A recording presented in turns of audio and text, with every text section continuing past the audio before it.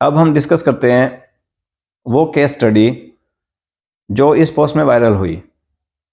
मोहम्मद ज़ुबैर एक पेशेंट है जिसके ब्रेन में एक ट्यूमर है और ब्रेन के एक डीप एंगल होता है जिसको हम सीपी एंगल कहते हैं, उसमें ये ट्यूमर है। एकॉस्टिक न्यूरोमा इसको कहते हैं।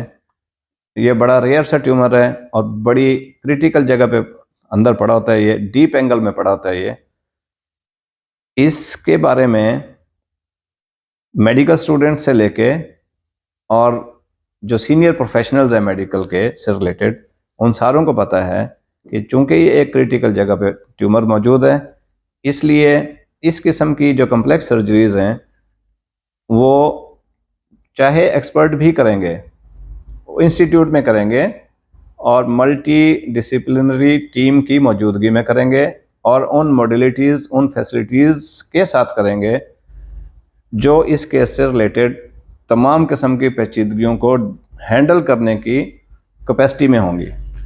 अब ज़ुबैर बेचारे के साथ क्या हुआ, वो अपने इस ट्यूमर के बारे में पिछले 4 साल से परेशान था। उसने गामा नाइफ भी कराया कराची से, जिसके बाद उसके 4-5 साल गुजरे। फिर उसने मल्टीपल डॉक्टर से ओपिनियन ली। सब डॉक्टर्स ने उसको मशवरा ऑपरेशन का दिया और ऑपरेशन का भी इंस्टीट्यूट में दिया। किसी ने उसको रेफरेंस दिया कि डॉक्टर आरिफ मलिक जो 6 रोड पे ब्रेन सर्जरी हॉस्पिटल के मालिक हैं और रिटायर्ड प्रोफेसर हैं न्यूरो सर्जरी के, आप उनसे ओपिनियन ले लो। ये अपनी गाड़ी ड्राइव करके लाहौर से रावलपिंडी पहुंचे अपनी मिसेज के साथ। डॉक्टर आरिफ मलिक से टाइम लिया, उनको चेक करवाया।